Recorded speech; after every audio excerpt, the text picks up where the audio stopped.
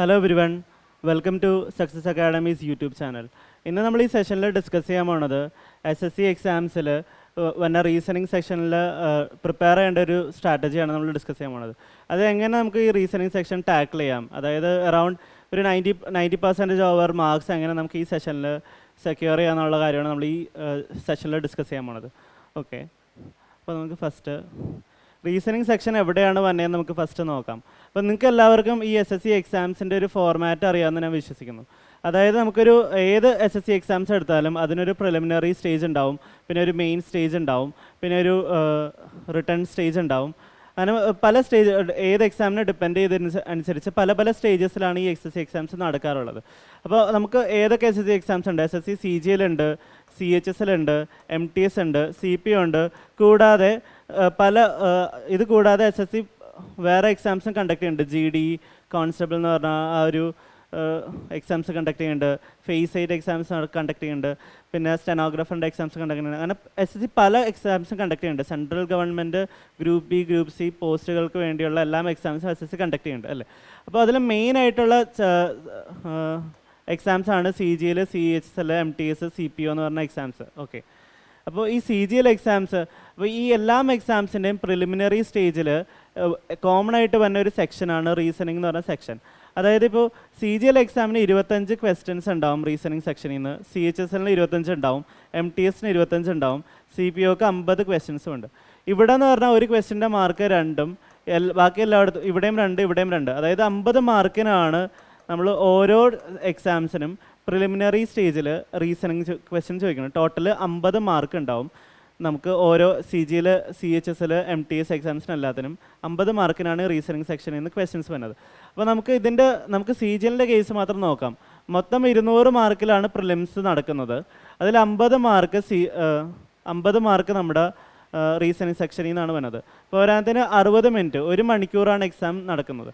അപ്പോൾ നമുക്ക് ഈ 50 മാർക്ക് എങ്ങനെ മേടിക്കാമെന്നുള്ളതാണ്. 50 മാർക്കിൽ ഒരു 40+ മാർക്ക് എങ്ങനെ ഗ്യാരണ്ടി ചെയ്യാമെന്നുള്ളതാണ് നമ്മൾ ഈ വീഡിയോയിൽ ഡിസ്കസ് ചെയ്യാൻ പോണത്. ഓക്കെ, അപ്പോൾ നമ്മൾ പിന്നെ മനസ്സിലാക്കേണ്ട ഒരു കാര്യം എന്ന് പറഞ്ഞാൽ ഈ റീസണിങ് സെക്ഷനാണ് ആക്ച്വലി SSC എക്സാംസിൽ അല്ലെങ്കിൽ ഇപ്പോൾ CGLൻ്റെ പ്രിപ്പറേഷൻ്റെ ഇതിൽ ഏറ്റവും എളുപ്പമുള്ള സെക്ഷൻ എന്ന് പറഞ്ഞാൽ റീസണിങ് ആണ്.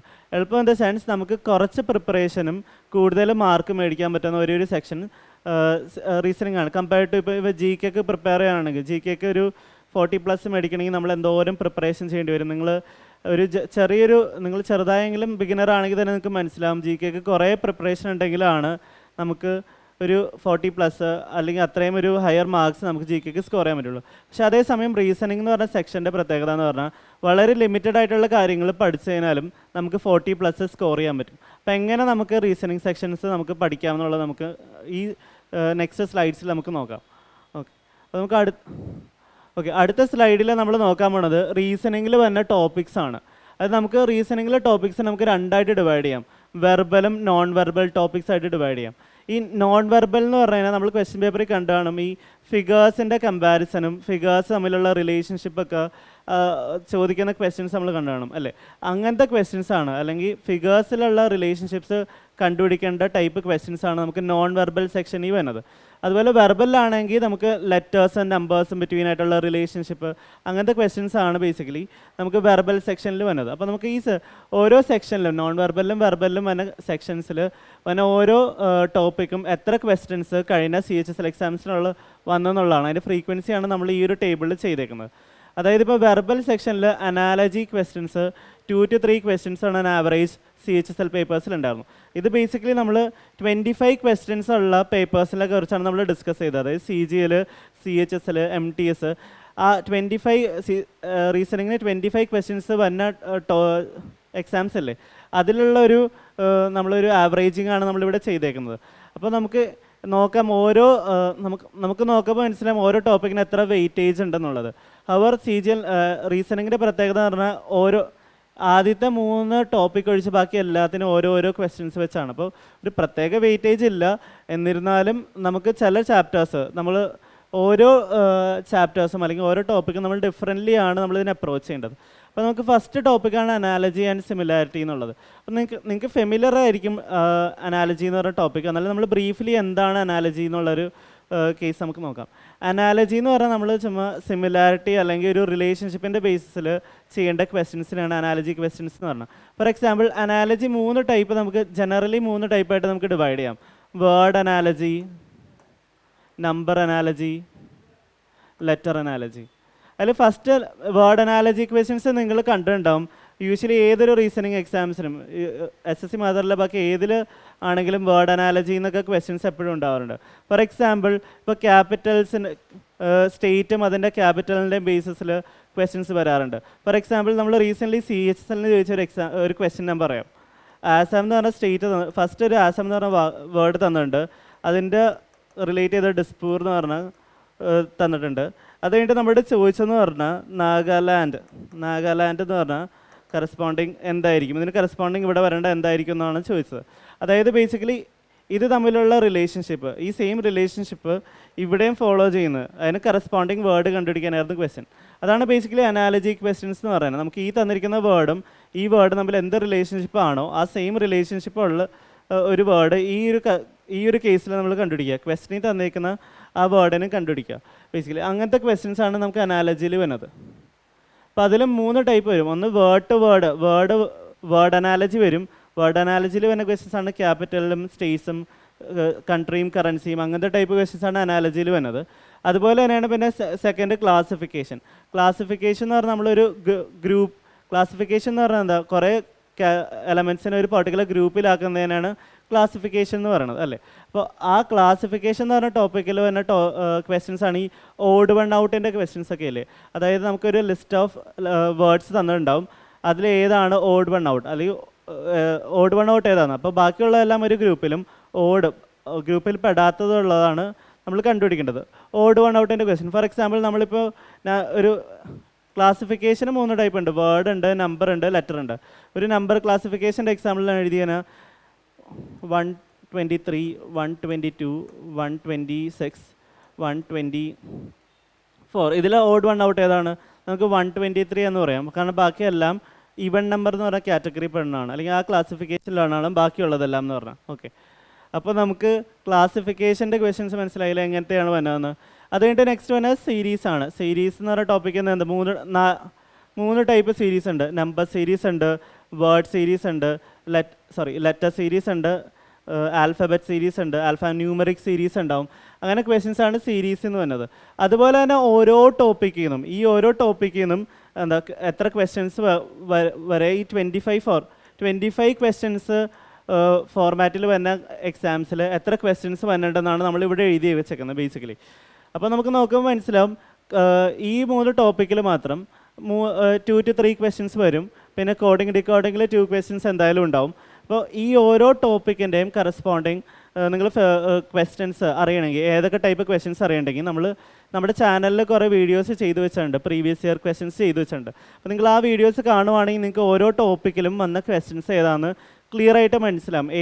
എന്തൊക്കെ ടൈപ്പ് ക്വസ്റ്റ്യൻസ് വന്നിട്ടുണ്ടെന്ന് നമുക്ക് ക്ലിയർ ആയിട്ട് മനസ്സിലാവും. അപ്പോൾ അത് കാരണം നിങ്ങൾ ആ വീഡിയോസ് ജസ്റ്റ് ഒന്ന് കണ്ടു നോക്കുക. ഇപ്പോൾ നിങ്ങൾ ഈ ഓരോ ടോപ്പിക്ക് അത്ര ഫെമിലിയർ അല്ലെങ്കിൽ ആ ക്വസ്റ്റ്യൻ ഫോർമാറ്റിംഗ് മനസ്സിലാകണമെങ്കിൽ ആ വീഡിയോസ് ജസ്റ്റ് കണ്ടു നോക്കുക.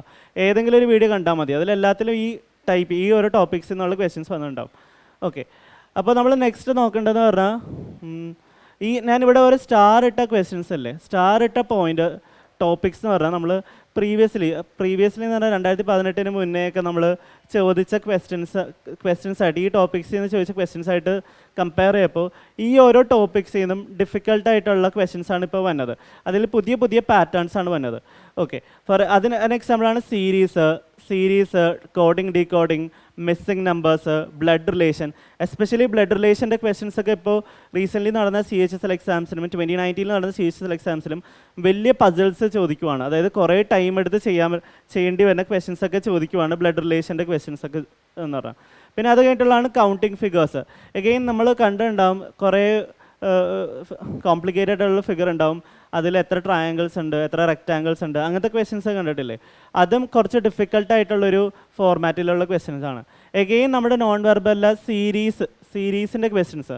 അപ്പോൾ സീരീസിൻ്റെ ക്വസ്റ്റ്യൻസും ഒരു ഫിഗർ സീരീസ് എന്നുണ്ടാവും.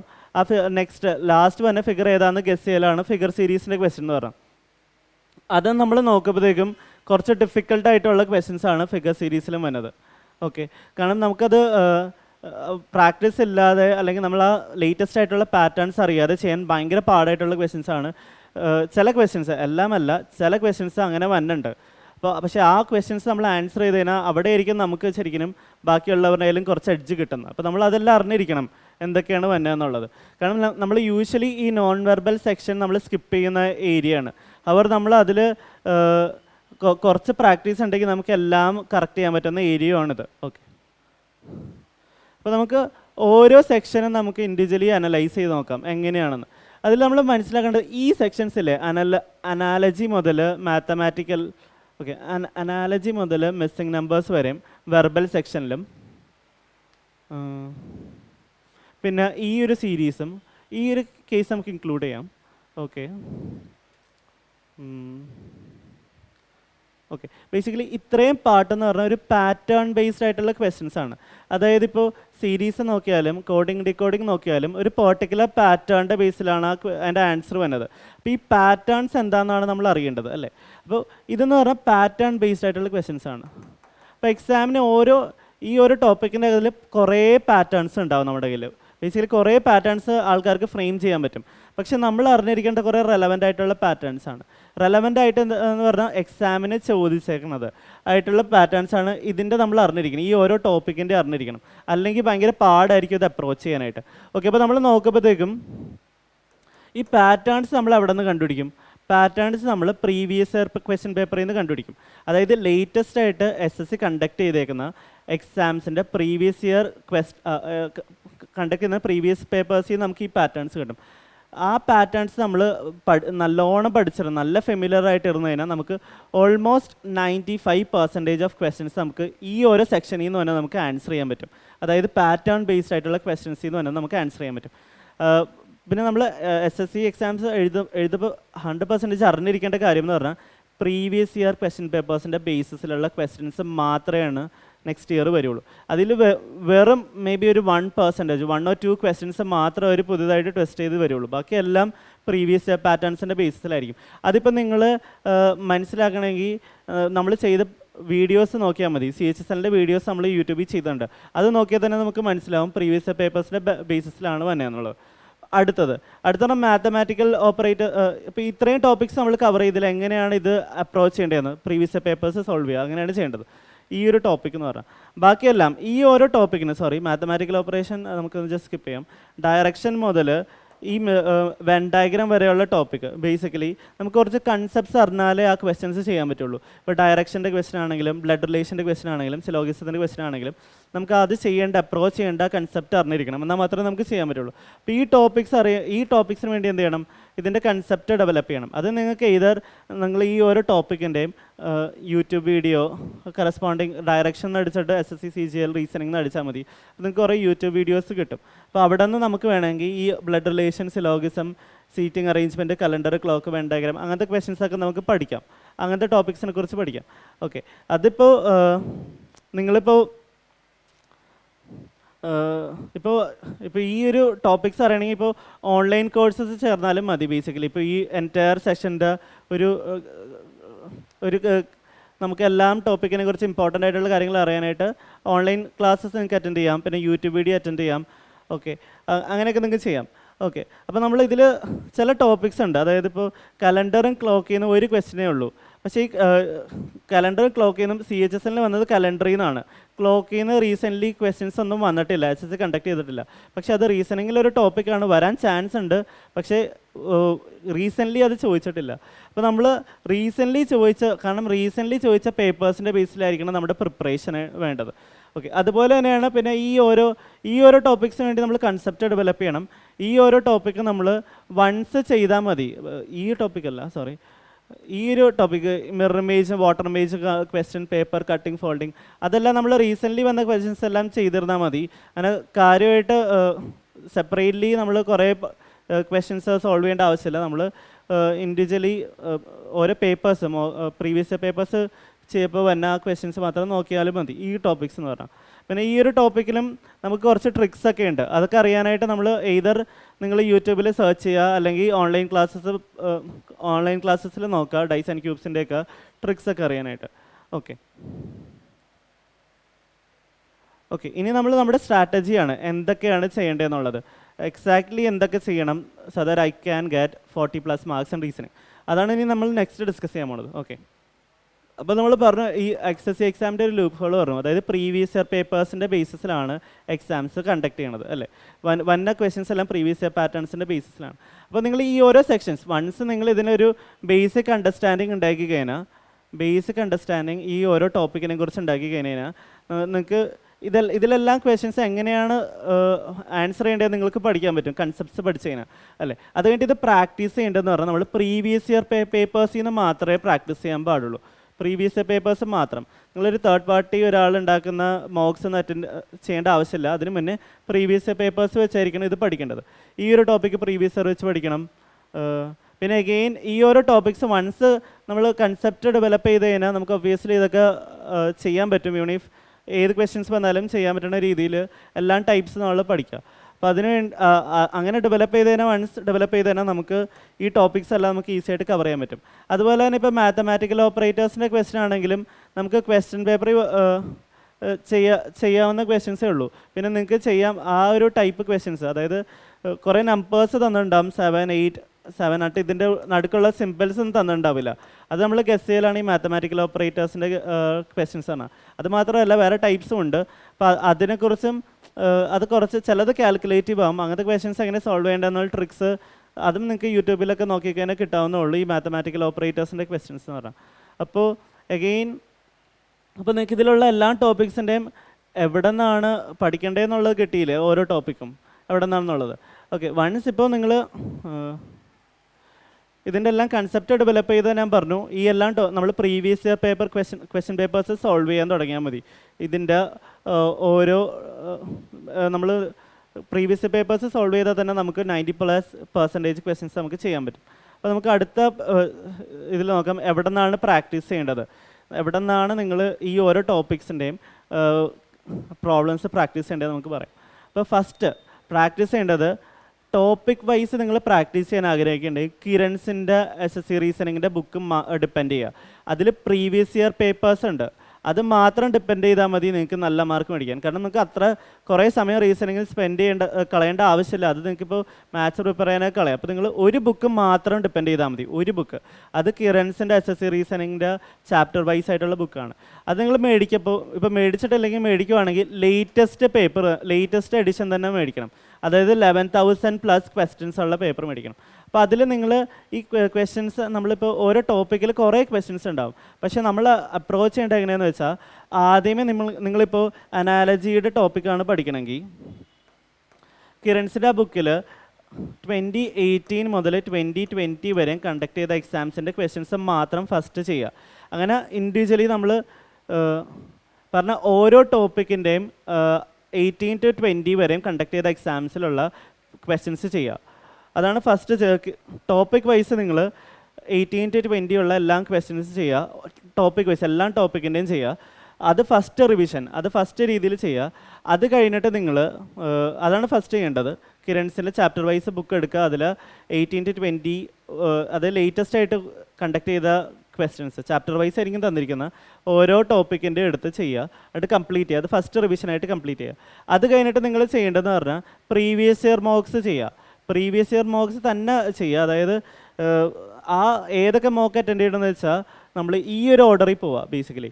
അതായത് SSC CHSL 2018-19 പേപ്പേഴ്സ് ഫസ്റ്റ് ചെയ്യുക. അപ്പോൾ 25 ഷിഫ്റ്റ് എന്തോ ഉണ്ട്, മൊത്തം 50 പേപ്പേഴ്സ് ഉണ്ട്. അപ്പോൾ 50 പേപ്പേഴ്സ് CHSL കംപ്ലീറ്റ് ചെയ്യുക, അതുകൊണ്ട് CGL കംപ്ലീറ്റ് ചെയ്യുക, അതുകൊണ്ട് CPO കണ്ടക്ട് ചെയ്യുക. അപ്പോൾ മൊത്തം എത്ര വന്നു? 125 പേപ്പേഴ്സ് അറൗണ്ട് വന്നില്ലേ ടോട്ടൽ എന്ന് പറയുമ്പോൾ? 125 പേപ്പേഴ്സ് വന്നു ബേസിക്കലി ഈ പ്രീവിയസ് ഇയർ മോക്സ് എന്നുള്ളത്. ഇത് ഫസ്റ്റ് നിങ്ങളുടെ ഫസ്റ്റ് പ്രയോറിറ്റി ഇതായിരിക്കണം. ഈ പേപ്പേഴ്സ് എല്ലാം കംപ്ലീറ്റ് ചെയ്യണമായിരിക്കണം നിങ്ങളുടെ ഫസ്റ്റ് പ്രയോറിറ്റി. ഇത് വൺസ് കംപ്ലീറ്റ് ചെയ്ത് കഴിഞ്ഞാൽ നിങ്ങൾ വേണമെങ്കിൽ തേർഡ് പാർട്ടി വേറെ CGLൻ്റെ വേറെ ലൈക്ക് തേർഡ് പാർട്ടി മോക്സ് ഒക്കെ നിങ്ങൾക്ക് വേണമെങ്കിൽ ചെയ്യാം. ആദ്യമേ നിങ്ങൾ ചെയ്യേണ്ടതെന്ന് പറഞ്ഞാൽ ഈ പേപ്പേഴ്സ് കംപ്ലീറ്റ് ചെയ്യലാണ്. ഈ പേപ്പേഴ്സ് ടോട്ടൽ എത്രയുണ്ട്? 125 പേപ്പേഴ്സ് ഉണ്ട്. ഓൾ ടുഗെദർ 125 പേപ്പേഴ്സ് ഉണ്ട് അല്ലേ. അപ്പോൾ അത് ആലോചിച്ചാൽ തന്നെ നമുക്ക് മനസ്സിലാവും. അതായത് നമ്മൾ ഒരു ദിവസം ഒരു പേപ്പർ വെച്ച് ചെയ്ത് കഴിഞ്ഞാൽ 125 ദിവസം പിടിക്കും.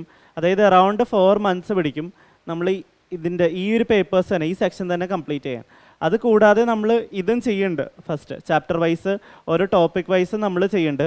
മാത്രമല്ല ഇതും നമ്മൾ ചെയ്യുന്നുണ്ട്. ഇത് ചെയ്യണതിൻ്റെ ഗുണം എന്താണെന്ന് വെച്ചാൽ നമ്മൾ ടൈമിൻ്റെ ബേസിസിൽ നമ്മളും പ്രാക്ടീസ് ചെയ്യണം. നമ്മൾ ജസ്റ്റ് റാൻഡമായിട്ട് ക്വസ്റ്റ്യൻസ് ചെയ്താൽ പോരാ, എത്ര സമയം എടുക്കേണ്ടതെന്നുള്ളത് നമ്മൾ നോക്കണം. അത് നമുക്ക് അറൗണ്ട് 15 മിനിറ്റ്സേ നമുക്ക് റീസണിങ്ങിന് സ്പെൻഡ് ചെയ്യാൻ പറ്റുള്ളൂ. കാരണം അതിൽ കൂടുതൽ സ്പെൻഡ് ചെയ്തതിന് കാരണം നമുക്ക് മാത്സ്, GK, റീസണിങ്, ഇംഗ്ലീഷ് എന്നാണല്ലോ. അപ്പം മാത്സിന് എന്തായാലും ഒരു 25+ ടൈം എടുക്കേണ്ടി വരും. പിന്നെ റീസണിങ്ങിന് 15 മിനിറ്റ്സ് ആണ് മാക്സിമം എടുക്കാൻ പറ്റുള്ളൂ, 15 to 20. അതിന് ബിറ്റ്വീൻ എവിടെയെങ്കിലും ആയിരിക്കണം നിങ്ങൾ എടുക്കുന്ന ടൈം, അല്ലെങ്കിൽ നമുക്ക് ടൈം മാനേജ്മെൻറ്റ് അവിടെ ഇഷ്യൂ വരും. അപ്പോൾ ടൈം മാനേജ്മെൻറ്റ് ചെയ്യാൻ വേണ്ടിയാണ് നിങ്ങൾ പ്രീവിയസ് ഇയർ മോക്സ് എന്തായാലും ചെയ്യണം എന്ന് പറഞ്ഞത്. അതിൽ നമ്മൾ ചെയ്യേണ്ടതെന്ന് പറഞ്ഞാൽ പ്രീവിയസ് ഇയർ മോക്സും പ്രീവിയസ് ഇയർ ക്വസ്റ്റ്യൻ പേപ്പേഴ്സ് തന്നെയാണ് ചെയ്യാൻ പാടുള്ളൂ. അത് ഫസ്റ്റ് ചെയ്ത് കഴിഞ്ഞിട്ട് മാത്രമേ ബാക്കി എന്തിലോട്ടും പോകാൻ പാടുള്ളൂ. പക്ഷെ അത് ചെയ്യാനുള്ള സമയം നിങ്ങൾക്ക് മിക്കവാറും ഈ വരുന്ന എക്സാംസിനൊന്നും എഴുതാൻ ഉണ്ടാവില്ല. കാരണം 125 പേപ്പേഴ്സ് ഇല്ലേ, അത് കംപ്ലീറ്റ് ചെയ്യണമെങ്കിൽ എന്തോരം നേരം എടുക്കും. ഒരു ദിവസം ഒരു പേപ്പർ വെച്ച് കംപ്ലീറ്റ് ചെയ്ത് തരാൻ 4 months വരും. പക്ഷെ നിങ്ങളുടെ എക്സാം ഇപ്പോൾ ഇനി 1 month 2 months അല്ലേ ഉള്ളൂ. അപ്പോൾ അത് കാരണമാണ് പറയണത് ഇതിന് പ്രയോറിറ്റി കൊടുക്കുക. ഇപ്പോൾ തേർഡ് പാർട്ടിയുള്ള മോക്സ് ഒന്നും നമ്മൾ ചെയ്യാതിരിക്കുക. പെയ്ഡ് ആയിട്ടുള്ള മോക്സ് ഒന്നും ചെയ്യേണ്ട ആവശ്യമില്ല. പ്രീവിയസ് ഇയർ മോക്സ് ഫസ്റ്റ് ചെയ്താൽ മതി. ഓക്കെ, അപ്പോൾ ഇതോടെ നമുക്ക് റീസണിങ് ഇത്രയും നിങ്ങൾ ചെയ്ത് കഴിഞ്ഞാൽ 90% അതായത് അറൗണ്ട് ഒരു 46+ മാർക്സ്, ഒരു 23 ക്വസ്റ്റ്യൻസ് കറക്റ്റ് ചെയ്യാനുള്ള നിങ്ങൾക്ക് ഇത്രയും വെരി ഷോർട്ടായിട്ടുള്ള വളരെ ലിമിറ്റഡ് ആയിട്ടുള്ള സ്റ്റെപ്സിൽ നിങ്ങൾക്ക് ചെയ്യാൻ പറ്റും. ബേസിക്കലി ഇത് രണ്ടും ചെയ്താൽ മതി. ആദ്യമേ കൺസെപ്റ്റ്സ് എല്ലാം ജസ്റ്റ് ഒന്ന് മനസ്സിലാക്കുക, ഓരോന്നും ചെയ്യേണ്ടത് എങ്ങനെയാണെന്നുള്ളത്. അത് കഴിഞ്ഞിട്ട് പ്രാക്ടീസ് ഈ 2 പാർട്ടിൽ നിന്നും ചെയ്യുക. ഇത്രയും ചെയ്താൽ മതി. ഇത്രയും ലിമിറ്റഡ് ആയിട്ട് ചെയ്ത് കഴിഞ്ഞാൽ തന്നെ നിങ്ങൾക്ക് ഒരു 46+ അല്ലെങ്കിൽ 23+ ക്വസ്റ്റ്യൻസ് കറക്റ്റ് ആക്കാനുള്ള എല്ലാം കാര്യവും ഇത്രയും പാർട്ടിലുണ്ട്. പിന്നെ ഇപ്പോൾ നിങ്ങൾക്ക് ക്വസ്റ്റ്യൻ പേപ്പേഴ്സ് ചെയ്യണമെങ്കിൽ അഗെയിൻ ഞങ്ങളുടെ ചാനലിലും ക്വസ്റ്റ്യൻ പേപ്പേഴ്സ് ചെയ്യുന്നുണ്ട്. അപ്പോൾ നിങ്ങൾക്ക് വേണമെങ്കിൽ അതും ജസ്റ്റ് വാച്ച് ചെയ്താൽ മതി. ഇൻസ്റ്റെഡ് ഓഫ് ഡൂയിങ് ഈ ഓരോ പേപ്പേഴ്സ് ചെയ്യണതിന് പകരം ആ വീഡിയോസും കണ്ടാൽ മതി. അപ്പോൾ നിങ്ങൾക്ക് റൈറ്റ് അവേ നിങ്ങൾക്ക് കിട്ടുമല്ലോ എങ്ങനെയാണ് ലോജിക്ക് എന്താണെന്നുള്ളത് കിട്ടും. അപ്പോൾ അങ്ങനെയും നിങ്ങൾക്ക് പഠിക്കാം. അതിനുവേണ്ടി ഞങ്ങൾ പ്രീവിയസ് ഇയർ ആയിട്ട് ഒരു സെഷൻ സ്റ്റാർട്ടും ചെയ്തിട്ടുണ്ട്. ഓക്കെ, അപ്പോൾ ഇതോടെ നമുക്ക് എങ്ങനെയാണ് SSCയുടെ റീസണിങ് എക്സാംസ് ക്രാക്ക് ചെയ്യേണ്ടതെന്നുള്ളത് ഒരു ഐഡിയ കിട്ടിയില്ല, എങ്ങനെയാണ് എളുപ്പത്തിൽ ചെയ്യാമെന്നുള്ളത്. അപ്പോൾ നിങ്ങൾക്ക് ഈ സെഷൻ ഹെൽപ്ഫുൾ ആയെന്ന് ഞാൻ വിചാരിക്കുന്നു. ഹെൽപ്ഫുൾ ആയെങ്കിൽ നിങ്ങൾ കമൻറ്റ് ബോക്സിൽ കമൻറ്റ് ചെയ്യുക. ഓക്കെ, അതോടെ നമുക്ക് ഈ സെഷൻ തൽക്കാലം വൈൻഡപ്പ് ചെയ്യാം.